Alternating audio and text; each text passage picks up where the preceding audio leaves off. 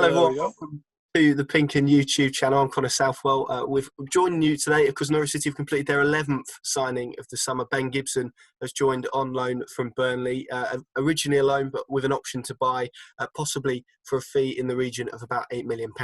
I thought who better to get some insight into Norwich City's new centre-back than Chris Boden, who is Burnley Express sports editor and Burnley FC reporter. Chris, thank you very much for joining me. I guess the obvious question to start with really is what has gone wrong for Ben Gibson at Burnley, because he's not played in a while. They obviously signed him for a joint record fee of £15 million, and it's not quite worked for him from Turf Moor, despite on the outside perhaps people thinking that Sean Dyche and Ben Gibson looks to be like a match made in heaven, I guess. Exactly. Yeah, it's been a long tale of woe, really, of bad luck on the players' part. I can remember. I mean, he signed on the Sunday before Burnley played in Istanbul in the third qualifying round of the Europa League 2 years ago. Not in time to play in that, but he featured in the next round. Burnley were they went in half time 1-0 up. Second half, Ben Gibson's he pulled for a handball, one of the most harsh handballs you'll ever see. Gets a second yellow card and a penalty against Burnley. Obviously, he's sent off. Burnley play the next half hour with 10 men. Go down 3-1, and he's suspended for the next game. But in between, so Ben Mee signed a new contract at Burnley. He's got a job on his hands to sort of overthrow Ben Mee, James Tarkowski in the first team, and his opportunity to impress is out the window because he's banned for the second leg. But he ended up needing a hernia operation a month or two later, which, having returned to training, he required another hernia operation. So that set him back another month, and Burnley were struggling at this stage to sort of dig results out. Basically, they were. Come at the midway points to that season, I think they were 18th in the Premier League. They'd taken 12 points from 19 games. And in the final, the 19th game was his first Premier League start, where Sean Dyche, who never plays three centre halves, he'd sort of been trying to mix it around that time. He played three centre backs at Spurs. They lost 1-0 last minute. Played three at Arsenal. And I think they ended up losing 3-1, but played quite well. But the Everton game, they were 3-0 down within sort of 10-15 minutes. Gibson actually pulled one back, but Burnley lost 5-1. He ended up hauled off. His only Premier League start, and we've only seen him in the cups since, basically, because Burnley, from that moment on, clicked back into the Burnley we've sort of grown to know and love in these parts. They ended up. They finished 15th in the end, well clear. And obviously last season they were back to normal, and he couldn't force his way through. It's a very difficult side to get into. I can imagine with James Tarkowski, Ben Mee, to name only a couple of centre backs. But he's not actually been at the club for quite a while, has he? He's actually been training with Middlesbrough prior to his move to Norwich. Yeah. I think sort of they knew the sort of conditions, where they could secure a deal there. Burnley were keen. Or after a certain amount of games, there would be a permanent deal. So I mean that fell through in the end, and I think sort of frustrations boiled over. I think it's fair to say after that. I think there was a flashpoint at the training ground, and I think it was decided that it's probably best for all parties that Ben Gibson was kept away from the training ground, and Burnley got on with the second half of the season. But no stain really on his character. I mean, I've met him a couple of times. Absolute model professional. I was telling you before then the story of after a press conference before the cup tie at Man City in January last year, and he shook hands with everyone there. Sort of 7 or 8 written media, all the broadcast media, all the cameramen and women, and just an absolute gentleman. Sean Dyche always said, I can smell professionalism on him. He's just got that, that about him that you could hang your hat on him, but it's just not worked for him. Absolutely, and it is a strange situation, I guess, given one, the amount of money that Burnley spent on him, and two, the sort of defender he is. And that probably leads me on to the question of I know you've obviously only seen him in a limited amount, but what sort of defender are Norwich City getting? Because it's one who, of course, did make his way into the England squad, as mentioned, and was very highly rated and did play a lot of games for Middlesbrough, both in the Championship and also for a season in the Premier League. So does come with a lot of experience, still only 27. So what sort of defender is he from your perspective? I think people will tell you, he's a leader. He's one of those who will put his head on the line, and he is a sort of archetypal head-it, kick-it centre-back for me. He does have a nice left foot. He's capable in the opposition area as well. He looked, obviously got the goal against Everton on his only Premier League start, but he's looked a threat in games he's played in the opposition box. But just a solid, dependable, and he's got a decent experience as well. He's played at this level with Middlesbrough, fleetingly with Burnley, but as you say, sort of 2016-17 when Borough were in the Premier League. I remember speaking to a couple of guys up there at the Gazette, and so I think that Michael Keane was impressing at the time as well. I just see him being a very, very astute signing for Norwich. I think he's that sort of experienced head, that leader type that perhaps they were missing at centre back last season. And I can see them going very strong next season. Yeah, that was a question I was going to come on to. I don't know how closely you followed Norwich last season, but obviously played Burnley twice, well, 3 times if you include the FA Cup, but sort of had issues with their defenders all season. You mentioned how dependable he is there in terms of sort of his fitness record and obviously his professionalism and his sort of intangibles that you've mentioned there, his leadership qualities, etc. All very glowing from your perspective. But in terms of perhaps his fitness record, etc., how do you see that going? Is he someone that is sort of capable to play a 46-game season for a club that is going to have a very intense schedule next year, given obviously the current situation that we find ourselves in? Yeah, I think take away the hernia issue, which is pretty unavoidable, really. He was fit in his time at Burnley. You see, he had the bad luck with the sending off, but he obviously went through the surgery, came back, was fine and trained, and ended up having the other side, I think it was, done.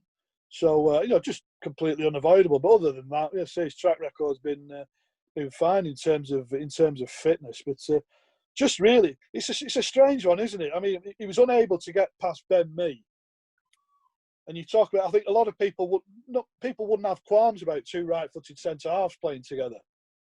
And there was never a question of him sort of playing, 2 left-sided centre backs, playing Ben Mee and Ben Gibson. They played a couple of times in pre-season, but it never worked out like that either. Really, it tended to be if Tarkowski was injured, that Kevin Long came in, just an out-and-out, right footer for right footer. And just in terms of perhaps Sean Dyche's view on him from a football perspective, because obviously you mentioned the flashpoint that maybe decide his future, but in terms of from a footballing perspective, can you remember why Sean Dyche rated him so highly initially when he came in, and why Burnley were willing to spend so much money on him? Because it's a joint record transfer fee, isn't it? So it's not an outlay of money that they've put too much on a player. No, exactly. I think it says a lot about the market. I think obviously Burnley wanted to boost their options in that area for what they hoped would be a lengthy European campaign. It ended up being just the 6 games in the end, but they rotated the centre backs during that period when they had an awful run of Premier League games around that time. They came back off trips to Istanbul and Athens with games at Southampton and Fulham, which it just doesn't help matters really. But I think they'd had a look at a couple around that time. They'd had a look at Alfie Mawson at Swansea, who ended up joining Fulham. But they were after that sort of calibre, players who were knocking on the door. Mawson had been in the England squad with Tarkowski in the March that year, and had been knocking on the door for the squad that summer for the World Cup. See, Gibson had been close, and I think Middlesbrough obviously they failed to bounce back, and he was a good option, and that's what a decent centre half cost when you're shopping within the British Isles, which Burnley tend to do a lot. It's going to be a very intriguing sign to see how he fits in. Just a final one on Ben Gibson before I want to ask you about sort of Burnley specifically. But is he someone, Norwich are obviously, certainly under Daniel Farke, has sort of become known for their possession-based style, their willingness to play out from the back. Have you seen enough from Ben Gibson in the very limited appearances to suggest that he is capable of playing that sort of style of football? Yeah, I think he can do both. Yeah, I think if you look at Middlesbrough, he played under obviously Karanga, in a footballing style. He played under Tony Pulis as well, probably in a more pragmatic style. I think there's a bit of a misconception really about Burnley as well. I mean, they can be direct, and they do hurt teams that way, but they could play as well. It's just a sort of, it needs must really, and you can see that in him. And he's got a terrific left foot, and he doesn't panic in possession. He played to Burnley's strengths. If you let's hit the channels, get it forward, use Wood and Barnes and what have you. But I don't think he'd have an issue playing either way, to be honest. Just whatever the circumstances dictate. Absolutely, and just on, because Burnley are obviously one of these clubs sort of mentioned when clubs get relegated and they look to bounce back probably a little bit stronger. Norwich are probably a good example in that sense, in the terms of they didn't perhaps risk their financial model in the Premier League. They spent quite wisely, I guess, even though it meant relegation. They're now sort of trying to bounce back and repeat what Burnley did, but do it stronger, albeit in a very different style. From your perspective, from Burnley's perspective, what are the key tools that you need to do that, to be successful in the Championship a year after relegation? Yeah, it's a tough one. It is a similar model. I think you say back in 2015, Burnley came down, and I think they'd spent something like £10 million in the markets, for probably similar to Norwich. They decided that the infrastructure needed boosting, so they put aside £10 million for the training facility. And it was a bit of a gamble. Let's put a bit off the pitch and put a bit on the pitch and try and stay up. Fell short and came down, and they lost. The captain, Jason Shackle, obviously ex-Norwich, went to Derby County, who I think we all thought would push for promotion. I thought that was a bit of a, they'd lost a player to their rivals. They lost Danny Ings, which is inevitable. He was that good a player. He was always going to leave the club. So he went to Liverpool at the end of his contract. And Kieran Trippier went to Tottenham. So, you've lost a third of your side there. But they were very astute, really. They ended up bringing in Andre Gray, came in as a replacement for Ings. He ended up scoring 25 goals, was the Championship Player of the Year. The key one was Joey Barton. And both signings were late in the window. You see, Barton was a free agent, and he was later still. But they actually lost. They lost at Ipswich early on, and you could sense there was a hangover from the relegation. You do get that sort of feeling, even as press, that you're used to going. One minute you're at Old Trafford, and the next minute say Norwich, you're going to be going to Wickham, for example. That has to, mentally, you have to get your head around that as a football club. And I think Burnley were always pushing for the playoffs, sort of fifth or sixth, and come Boxing Day, they lost 3-0 at Hull on Boxing Day, and that was the turning point. Really, they went 23 games unbeaten and won the title. So they only lost 5 games all season in the Premier League, in the Championship, and they lose 2 of those. The 5 defeats came in that December, so it took a good while to sort of get their heads round again. But it just goes to show. I mean, the league's that competitive, isn't it? If you sort of keep in there, I mean, Norwich might do that from day one because they've made some terrific signings, but it's also a lot of signings to gel together instantly, isn't it? It might take a bit of time, but he looks a lot of good business, especially with Hugill as well.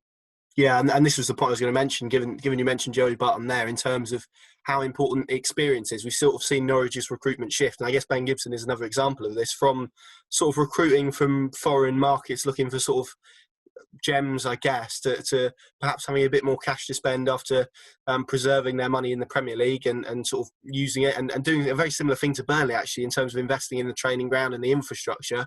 Whereas now they're probably in a position to, as this deal shows, with the potential 8 million clause, to potentially sort of to push the boat out if they do get promoted again.